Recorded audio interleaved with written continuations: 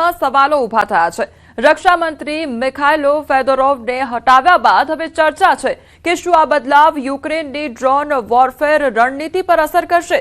શું ઝેલેન્સ્કીનો આ નિર્ણય પુતિન સામેની લડાઈમાં નવી ચાલ છે કે મોટું જોખમ? જુઓ આ ખાસ રિપોર્ટ।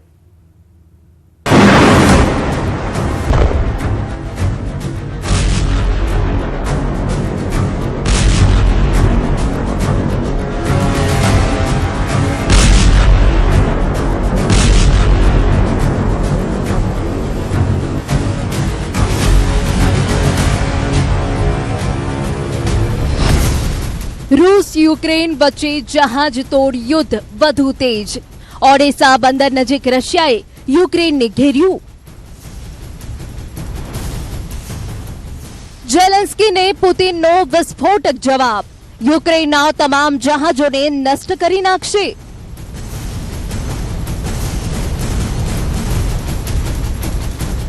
સમુદ્રમાં મિસાઇલ અને ડ્રોન હુમલાઓનો વરસાદ। શું બ્લેક સી બનશે મોસ્કો અને કીવ વચ્ચેનું કાળું હોર્મુઝ?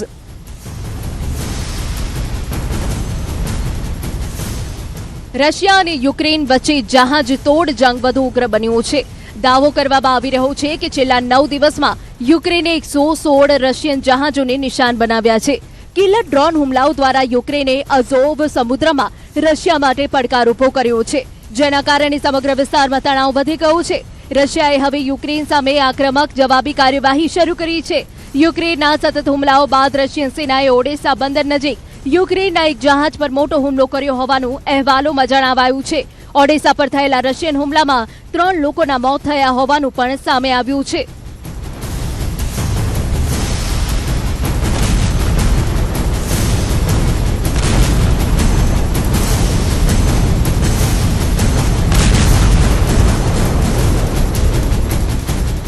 પુતિને ઝેલેન્સ્કીના ડ્રોન હુમલાનો જવાબ પણ ડ્રોન હુમલા દ્વારા જ આપ્યો છે। રૂસનો ઝેરાન ડ્રોનથી હુમલો। ઈરાનના જાહેર ડ્રોનની જ કોપી છે ઝેરાન। પુતિન અગાઉથી જ ચેતવણી આપી ચૂક્યા છે કે જો યુક્રેન હુમલાઓ નહીં રોકે તો તેને સંપૂર્ણ રીતે ધ્વસ્ત કરી દેવામાં આવશે। હાલ ઓડેસા તરફ જતા તમામ જહાજો રશિયાના નિશાના પર છે। В режиме был кто-то, кто возьмет на себя ответственность и примет ответственное решение, которое позволит выйти на мирное урегулирование или которое позволит завершить специальную военную операцию. В Киеве хорошо известно, какие необходимо принять решения. Вот для нас важно, чтобы там появились такие люди. જો કે હાલના સમયે આ જહાજ યુદ્ધમાં યુક્રેન આગળ હોવાનો દાવો કરવામાં આવી રહ્યો છે। રશિયન જહાજ ઉપર મોટાભાગના હુમલા અઝોવ સમુદ્ર અને બ્લેક સીમાં થઈ રહ્યા છે। એક અહેવાલ મુજબ એક જ દિવસમાં રશિયાના 12 જહાજોને ડ્રોન હુમલાનું નિશાન બનાવવામાં આવ્યા, જ્યારે છેલ્લા 12 દિવસના અહેવાલોમાં 160 જહાજોને ટાર્ગેટ કરવામાં આવ્યા હોવાનો દાવો કરવામાં આવ્યો છે। આ હુમલાઓ પરથી સ્પષ્ટ થાય છે કે યુક્રેન બ્લેક સી વિસ્તારમાં રશિયાની સમુદ્રી ગતિવિધિઓ અને તેલ નિકાસ પર મોટો પ્રભાવ પાડવાનો પ્રયાસ કરી રહ્યું છે।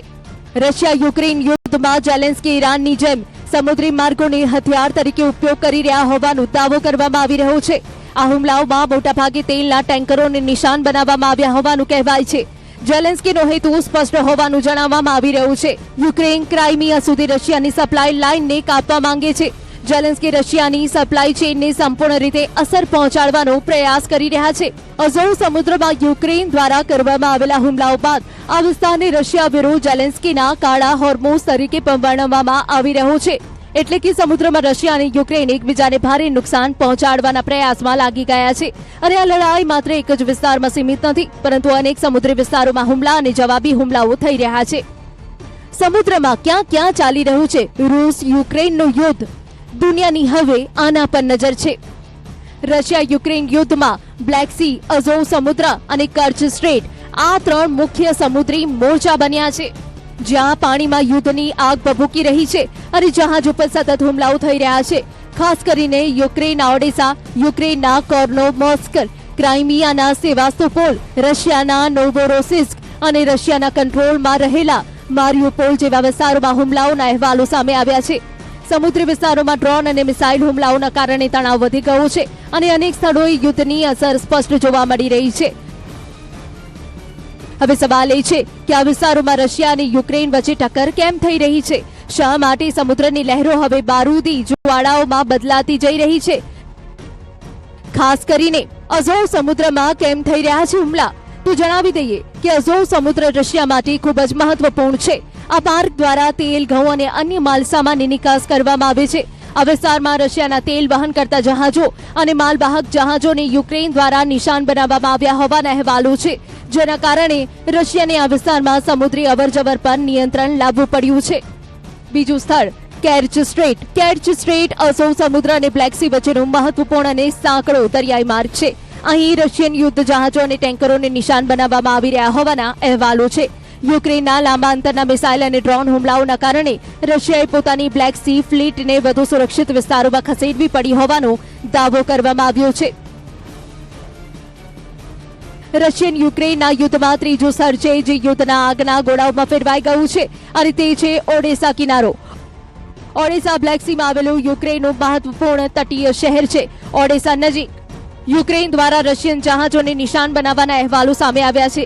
તેના જવાબમાં રશિયાએ પર ડ્રોન હુમલા દ્વારા ઓડિશા નજીક યુક્રેનના જહાજને નિશાન બનાવ્યું હોવાના અહેવાલો છે. રશિયાના હુમલા માત્ર બ્લેક સી અને અઝોવ સમુદ્ર સુધી સીમિત નથી. રશિયાએ કીવ અને ઝાપોરિઝિયા પર મોટો હુમલો કર્યો છે. આ હુમલાઓથી ફરી એકવાર સંકેત મળ્યો છે કે યુક્રેન વિરોધી કાર્યવાહીમાં પુતિન કોઈ દબાણમાં આવવાના મોડમાં નથી. યુક્રેનની રાજધાની કીવમાં રશિયાએ મિસાઇલ હુમલા કર્યા, જેમાં 2 ગોડાઉન નષ્ટ થઈ ગયા હોવાના અહેવાલ છે. આ હુમલામાં 2 લોકોના મોત થયા છે, જ્યારે અનેક લોકો ઘાયલ થયા છે. બીજો હુમલો ઝાપોરિઝિયામાં થયો છે. અહીં રશિયાએ ગાઇડેડ બોમ્બથી હુમલો કર્યો હોવાનો દાવો કરવામાં આવ્યો છે. યુક્રેનના જણાવ્યા મુજબ આ હુમલામાં 3 લોકોના મોત થયા છે. પુતિનના બારૂદી હુમલાઓથી ઝેલેન્સ્કી પર દબાણ વધી ગયું છે. હવે તેમણે એક મોટો નિર્ણય લીધો છે, જેનો તેમના પોતાના દેશમાં જ વિરોધ શરૂ થયો છે. સવાલ એ છે કે ઝેલેન્સ્કીનો યુદ્ધ હારવા જેવો નિર્ણય. міністрам шукати собі посади і так далі. Планував якусь подальшу роль, якщо так або ні, які ваші плани? Які рішення тоді були запропоновані? Це кардинальні кадрові рішення. Це зміна і главкома, і зміна начальника Генерального штабу. Я сьогодні обіцяв, що нам потрібно поговорити як з дорослими людьми. Насправді, у нас немає іншого виходу, якщо ми хочемо перемогти. યુદ્ધ વચ્ચે ઝેલેન્સ્કી એક ચોંકાવનારો નિર્ણય લીધો છે. આ નિર્ણય છે કેબિનેટમાં ફેરફાર કરવાનો. યુક્રેનની કેબિનેટમાં થયેલા ફેરફારને લઈને ઝેલેન્સ્કીનો વિરોધ શરૂ થઈ ગયો છે. રાજધાની કીવમાં પ્રદર્શનકારીઓ રસ્તા પર ઉતરી આવ્યા. ઓડેસા, લવીવ અને ખાર્કીવમાં પણ લોકોએ વિરોધ પ્રદર્શન કર્યું અને હાથમાં પ્લે કાર્ડ લઈને શરમ કરો જેવા નારા લગાવ્યા. સમગ્ર યુક્રેનમાં થઈ રહેલા વિરોધનું કારણ છે રક્ષા મંત્રાલયના વડામાં અચાનક કરવામાં આવેલો ફેરફાર. મિખાઇલ ફેદોરોવને હટાવ્યા બાદ હવે યેવહેન ખમારાને નવા રક્ષા મંત્રી બનાવવામાં આવ્યા છે. ઝેલેન્સ્કીએ ફેદોરોવને માત્ર 6 મહિનાના કાર્યકાળ બાદ જ પદ પરથી હટાવ્યા છે. નવા રક્ષા મંત્રી યેવહેન ખમારા અગાઉ યુક્રેનની ગુપ્તચર સુરક્ષા સેવાના વડા રહી ચૂક્યા છે. ફેદોરોવને યુક્રેનની ડ્રોન હુમલા આધારિત યુદ્ધ રણનીતિનો સૌથી મોટો ચહેરો માનવામાં આવતા હતા. તેઓ ડ્રોન અને રોબોટ્સ દ્વારા યુદ્ધ લડવાની વ્યૂહરચનાના મોટા સમર્થક તરીકે ઓળખાતા હતા. ફેદોરોવને હટાવ્યા બાદ સૌથી મોટો સવાલ એ છે સવાલ ઉઠવા લાગ્યા છે કે રશિયા જેવી મોટી સેનાનો સામનો કરવા માટે યુક્રેનની નવી ટેકનોલોજી અને ડ્રોન આધારિત યુદ્ધ રણનીતિ આગળ પણ પહેલાની જેમ ચાલુ રહેશે કે નહીં. સવાલ એ પણ છે કે ઝેલેન્સ્કીએ વડાપ્રધાન બદલ્યા અને રક્ષા મંત્રી પણ બદલી નાખ્યા, જેના વિરોધીઓ સવાલ ઉઠાવી રહ્યા છે કે હવે ઝેલેન્સ્કી પોતે ક્યારે બદલાશે. તો સવાલ એ છે કે શું ઝેલેન્સ્કી પુતિનની ચાલમાં ફસાઈ ગયા છે અને શું રક્ષા મંત્રીને હટાવવાનો નિર્ણય યુક્રેનને ભારે પડી શકે છે. અને હવે ડ્રોન હુમલાની રણનીતિના મુખ્ય ચહેરાની વિદાય બાદ શું પુતિન મિસાઇલોના હુમલાથી યુક્રેન પર વધુ દબાણ વધારશે?